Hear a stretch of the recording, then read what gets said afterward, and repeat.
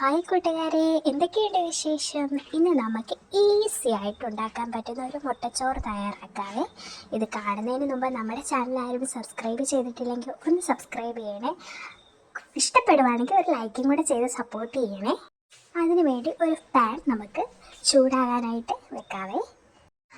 Pan ഒന്ന് ചൂടായി കഴിയുമ്പോൾ അതിനകത്തോട്ട് കുറച്ച് എണ്ണ ഒഴിച്ചിട്ട് കടുക് പൊട്ടിക്കാനായിട്ടിടാം. ഇത് 1 സ്പൂൺ കടുവാണ് നമ്മൾ ഇട്ടേക്കുന്നത്.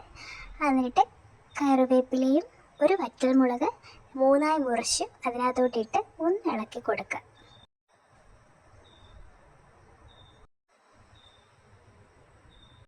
എന്നിട്ട് ഇതിലേക്ക് ആവശ്യമായിട്ടുള്ള ഇഞ്ചി വെളുത്തുള്ളി പേസ്റ്റ് രണ്ടും കൂടെ ഞാൻ ഒന്ന് മിക്സിയുടെ ജാറിലിട്ട് പേസ്റ്റാക്കി എടുത്തതാണ്.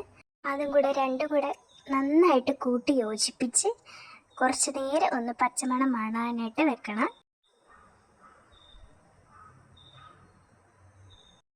ഇതിലേക്ക് 7 കൊച്ചു ചുമന്ന ഉള്ളി ഞാൻ ചെറുതായി കട്ട് ചെയ്ത് ഇതിനകത്തോട്ട് ആഡ് ചെയ്തിട്ടുണ്ട്. എത്രയെന്ന് വെച്ചാൽ നിങ്ങൾക്ക് ആവശ്യമുള്ള അത്രയും ഒരു പിടി എടുത്ത് അരിഞ്ഞ് ഇതിലേക്ക് ചേർക്കുക. നല്ല കളറൊന്ന് നന്നായിട്ട് മാറി വരുമ്പോഴത്തേനോടം വരെ നമ്മൾ നന്നായിട്ട് ഇളക്കി കൊടുത്തുകൊണ്ടേ ഇരിക്കണം. നിങ്ങൾക്ക് വേണമെങ്കിൽ ഇപ്പോൾ ഇതിനകത്ത് കുറച്ച് ഉപ്പിടാം, ജസ്റ്റ് ഒന്ന് വഴണ്ട് കിട്ടാനായിട്ട്. അത് കഴിഞ്ഞിട്ട് ഇതിലേക്ക് അരമുറി തക്കാളിയാണ് ഞാൻ എടുത്തേക്കുന്നത്, അതും കൂടെ അതിനകത്തോട്ട് ആഡ് ചെയ്തേക്കാവേ. എന്നിട്ട് ആവശ്യമായിട്ടുള്ള മഞ്ഞൾപ്പൊടി ചേർത്ത് നന്നായിട്ട് മിക്സ് ചെയ്യുക.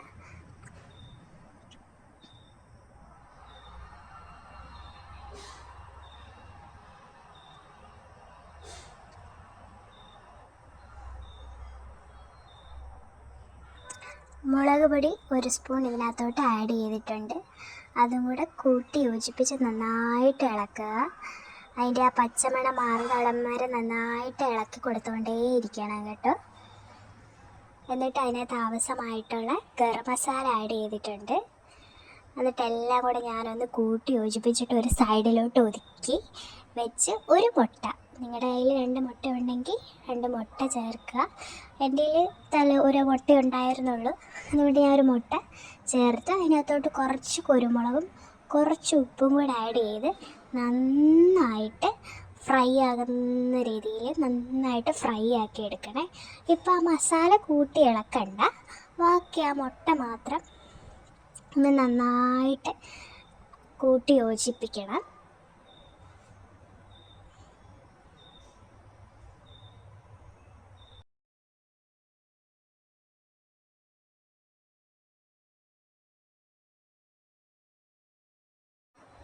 ഏകദേശം നന്നായിട്ട് നമ്മൾ മുട്ടത്തോരൻ ഉണ്ടാക്കുമ്പോൾ ഉണ്ടാകുന്ന പോലെ അത് നന്നായിട്ട് വറുത്ത പോലെ ആയി വരും. എന്നിട്ട് എല്ലാം കൂടെ നന്നായിട്ട് മിക്സ് ചെയ്യുക. നന്നായിട്ട് മൊത്തത്തിൽ കൂട്ടി യോജിപ്പിച്ച് വെക്കുക.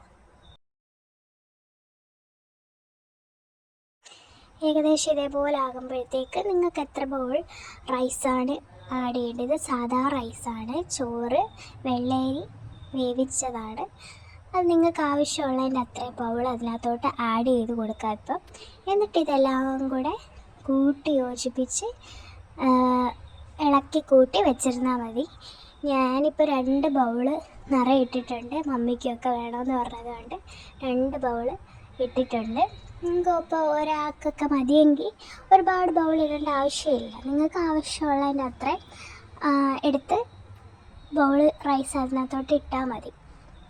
ഇപ്പോൾ ഹോസ്റ്റലിലൊക്കെ നിൽക്കുന്ന പിള്ളേർക്കാണെങ്കിൽ ഇതൊരു നല്ലൊരു ഓപ്ഷനാണ്.